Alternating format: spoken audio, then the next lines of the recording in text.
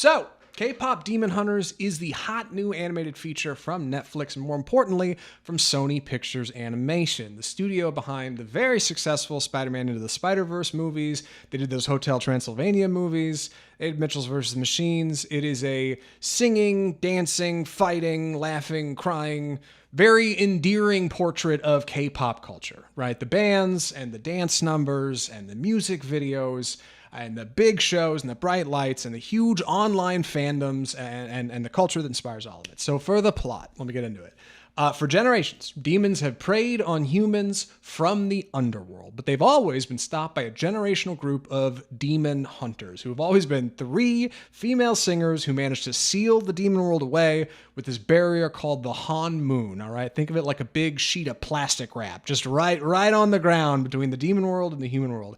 And every decade or so, a new trio of female singers rise up, use their singing voices to maintain the Han Moon and keep the barrier between the human world and demon world safe. But now it's present day, and our starring K-pop group called Huntrix is a fictional K-pop group who lead double lives as our new generation of demon hunters. By day, they are the hottest K-pop group in the world. By night, they are badass demon hunters. Our 3 stars of the band are Rumi, Mira, and Zoe, who have a bit of a Powerpuff Girls sort of thing going on.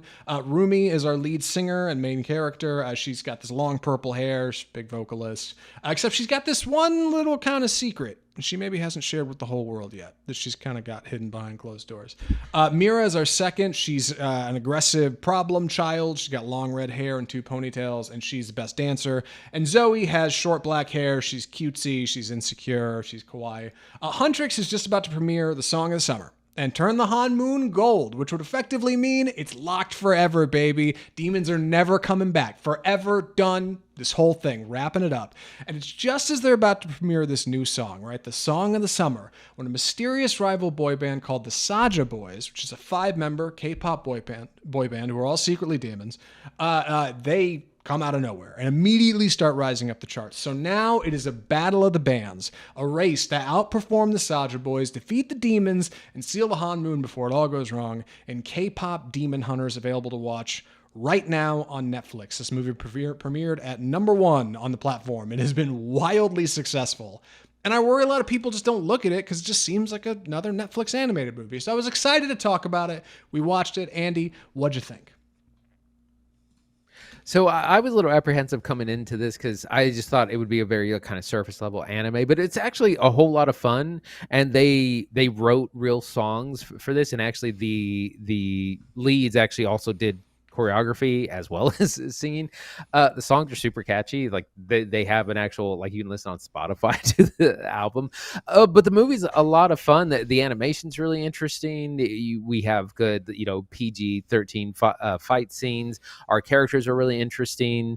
They have good dynamics between them, and it's more complex than the good guys and the bad guys, which I didn't expect, and I really enjoyed. We got some gray areas where our good guys and bad guys are maybe not as bad as we think, and also maybe not quite as good as we think. And it's stronger thematically than I thought it was going to be. It's a lot about like being yourself, being your true self, and friendship, the friends we made along the way, all those things. It's a lot of fun. It's a lot more fun than I expected.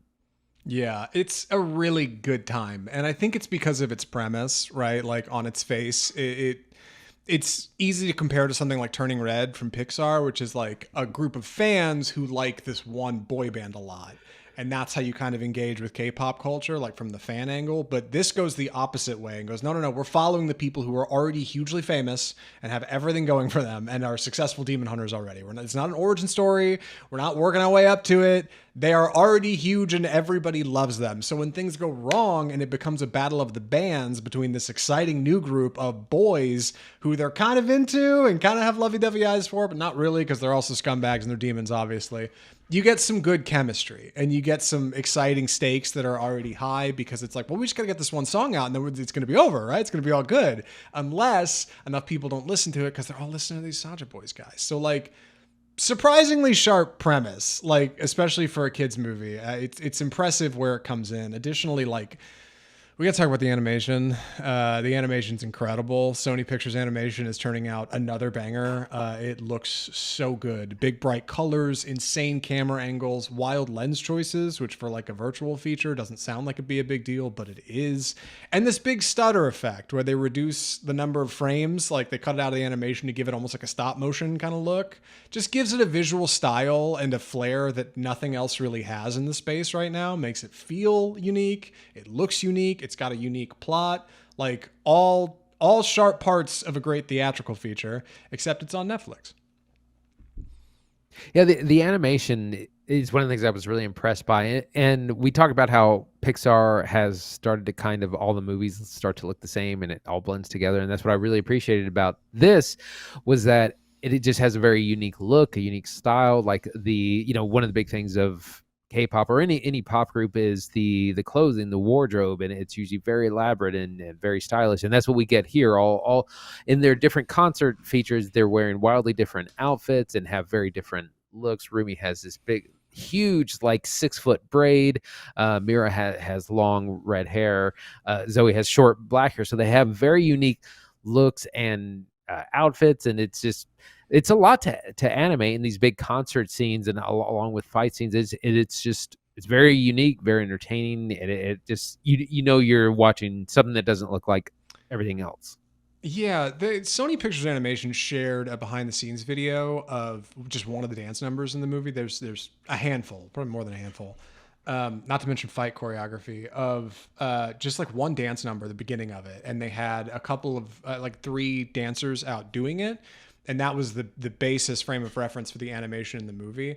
And it's a great reminder that while the movie gets to cut away to different angles and use different cinematic tricks to make something like more exciting and visual and pull away and pull in for close-ups, like all of that choreography is still incredible. Like, and all still takes the work of lifelong dancers who have had to work their whole life to do it. Same goes for the singing. Incredible work. I'm not a big enough K-pop fan to know any of the talent behind this stuff, but from what I've seen, from what I know what it's inspired by, I got a short list here. Bands like BTS, Stray Kids, Big Bang, Huntrix Girls are based off of Blackpink and Twice, who I think actually performs a couple of songs in the movie. Again, I don't really know what these mean, but I do know that they're wildly talented and they're doing really great work. And this just feels like a really great entry point into that culture because you get so much of it. You get the big shows, you get the big concerts, you get the like flying in the jet to make it to the next show.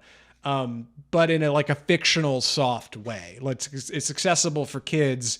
But if you're a little older like us and you like this stuff, like it seems like it would be really easy to hit the soundtrack on Spotify and immediately just roll into more music and find a playlist you like and find a band you like. Yeah, I definitely have a couple of the tracks stuck in my head long after I saw it, which is both annoying, but also it's a great sign that the music is working. And it's a lot of fun. And again, it combines visuals with fun music and great animation. It's a great little movie. It's only 90 minutes long as well. Yeah. One more thing while I'm thinking about it. I also love the way the movie nails these like Korean television and music video tropes. It took me a little while to pick it out, but like the first time they meet the Saja boys, they have this kind of basically like a meet cute, and it does this thing where it like slows the animation down and puts this music over it and cuts it to the beat, and it looks like an old Korean soap opera or something, like Korean television.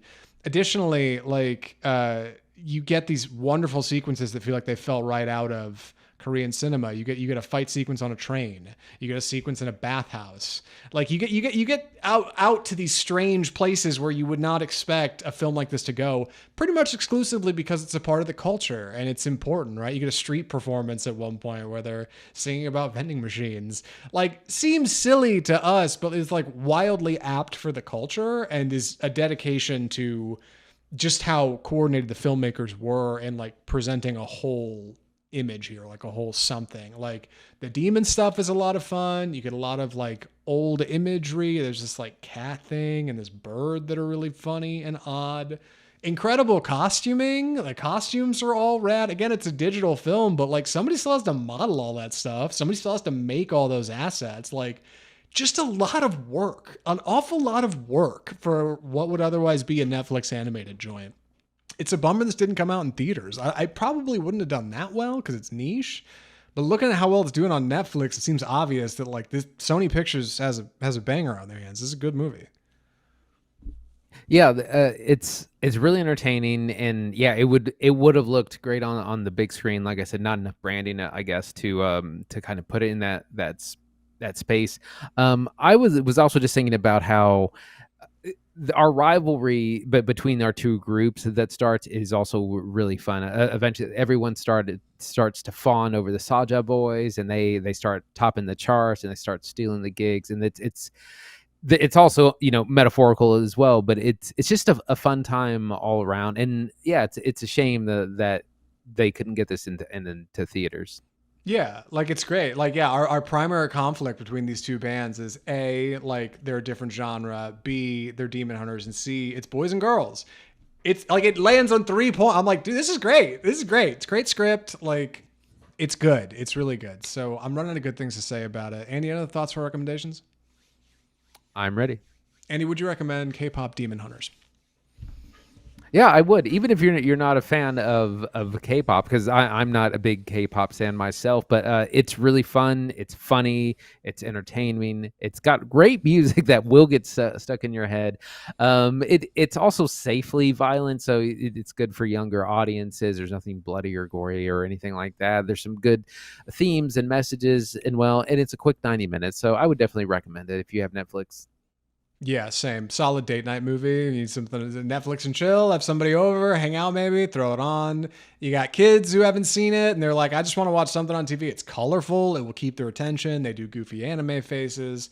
They got fights in there for the boys. Like Andy said, it's not bloody. This is like digital effect thing when they hit them with their magical girl weapons that like looks great and is not at all bloody. Like rock solid. Rock solid work from Sony Pictures Animation. Should probably get some kind of sequel at some point. They could do another movie in this universe. They could keep going with some of these characters. Like I don't know, but like it's good. It's good. It's better than Netflix deserves, I think. And yeah, that's off script episode 299. Good lord, Andy, another one done and dusted. What are we watching next week? Well, we are actually gonna take the week off with the holiday coming up, but we will return with episode 300 on July 15th with Jurassic World Rebirth, the big dinosaur movie. That's actually coming out tomorrow. There are midnight screenings tonight that apparently the new Chris Nolan movie has a teaser for.